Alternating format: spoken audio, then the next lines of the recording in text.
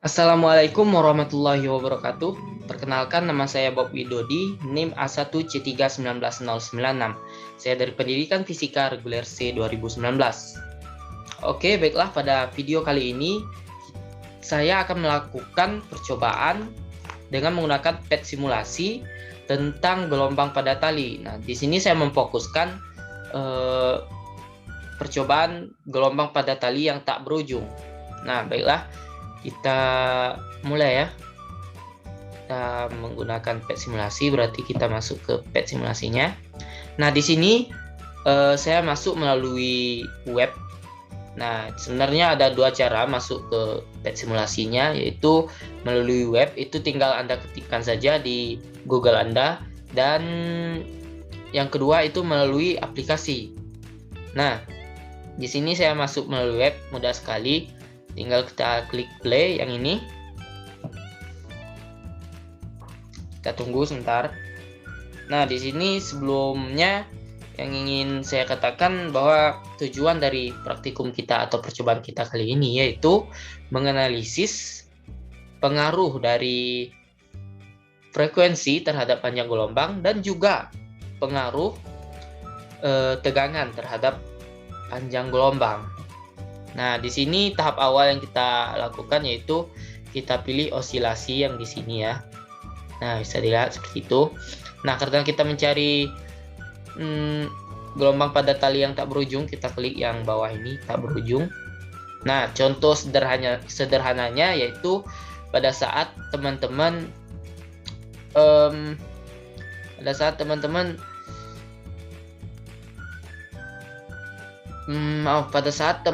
bermain tali gitu ya, membawa tali itu tali yang panjang, lalu teman-teman bawa lari gitu.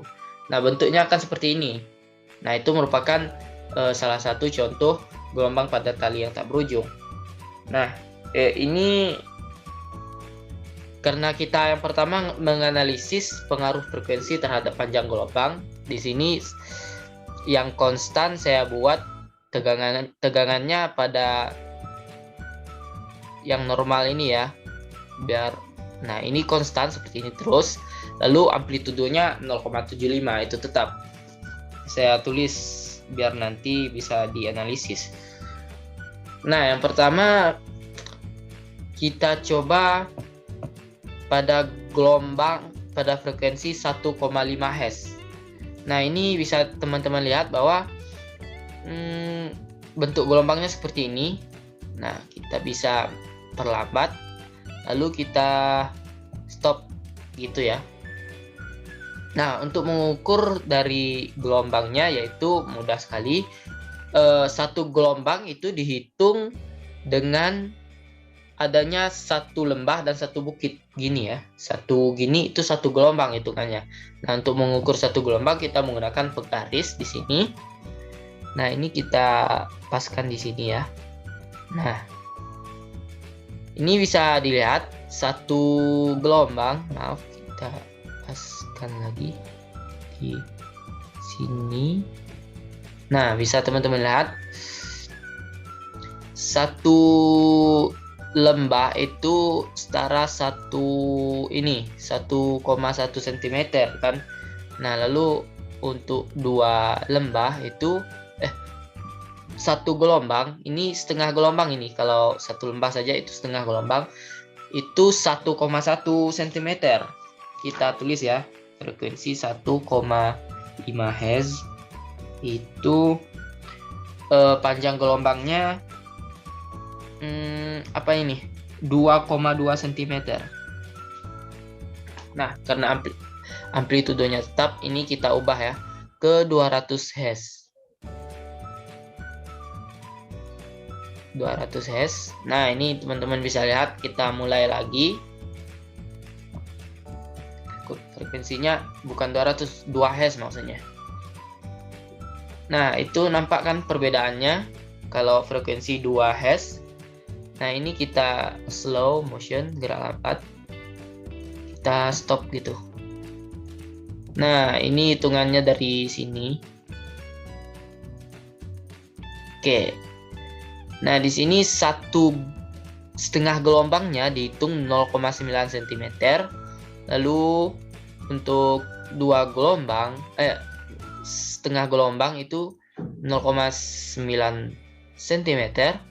Lalu untuk satu gelombangnya itu 1, berapa ini ya? 1,8 lah. Kita tetapkan 1,8 lah. Itu frekuensi 2 Hz. Itu panjang gelombangnya 1,8 cm gitu ya. Oke.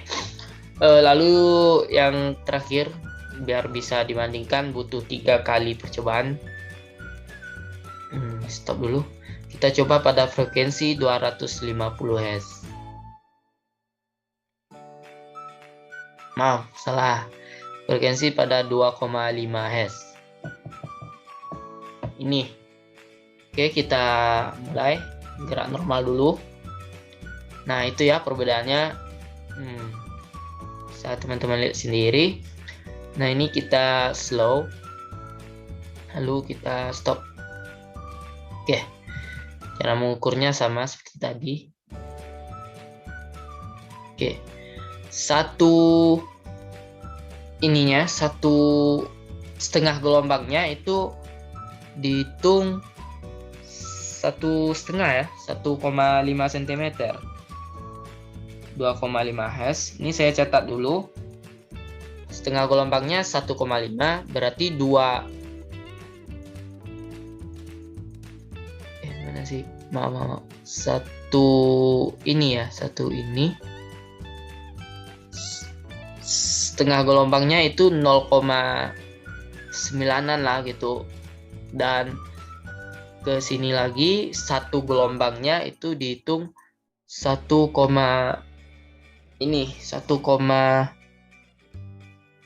ya, bisa dibilang ya, 1,5 cm. Oke, sudah. Kita dapat data-data untuk pengaruh frekuensi terhadap panjang gelombang. Nah, lalu kita analisis pengaruh tegangan terhadap panjang gelombang. Nah, di sini kita ulang ya, seperti tadi, osilasi tak berujung. Nah, di sini yang konstan tentunya amplitudo dan frekuensi, karena kita akan mencari tegangan. Ini yang tidak konstan nantinya. Nah, untuk amplitudonya 0,75, frekuensinya kita pakai 1,5 Hz ya. Frekuensi 1,5 Hz. Oke. Di sini teman-teman lihat, kita coba pada tegangan yang kecil dulu. Nah, bisa dilihat ya perbedaannya seperti itu. Lalu kita gerak lambat seperti tadi untuk mengukurnya. Oke, stop. Kita gunakan penggaris untuk menghitung panjang gelombangnya. Di sini ya, kita paskan dulu. Nah, di sini satu gelombang atau satu bukit, satu lembah itu 0,9 lah. 0,9 pada tegangan low atau rendah itu 0,9 pada tegangan kecil itu 0,9 cm panjang gelombangnya. Lalu kita coba pada tegangan sedang atau tegangan normal. Nah, kita mulai. Nah, nampak sekali ya perbedaannya. Kita gerak lambat, lalu kita stop. Ini langsung stop bisa juga. Nah, di sini kita hitungnya dari sini ya. Oke. Satu gelombangnya itu satu lembah satu bukit itu sebesar 2,4 lah, 2,4 apa ini namanya, sentimeter pada tegangan sedang itu panjang gelombangnya 2,4 cm. Nah, yang terakhir kita coba pada tegangan tinggi atau tegangan besar. caranya sama. Nah, itu perbedaan bentuk pergerakan gelombangnya. Ini kita stop saja langsung. Oke. Nah, di sini yang kita ukur dari sini ya. Oke. Nah, di sini bisa teman-teman lihat bahwa satu bukit, satu lembah atau satu gelombangnya itu sebesar 4 cm. Pada tegangan tinggi itu panjang gelombangnya 4 cm.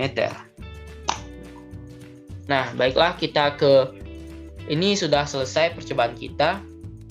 Selanjutnya kita akan ke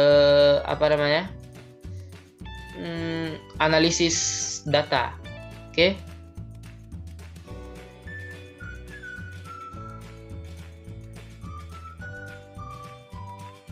Oke, berikut data-data yang telah terangkum dari percobaan sebelumnya. Nah, di sini ada 2 tabel ya. Di sini ada pengaruh frekuensi terhadap panjang gelombang dan juga pengaruh tegangan terhadap panjang gelombang. Nah, di sini pada tabel pengaruh frekuensi terhadap panjang gelombang, di sini tentunya yang selain frekuensi itu konstan. Nah, di sini amplitudonya konstan 0,75 semuanya. Sedangkan tegangan yang saya gunakan sedang semuanya.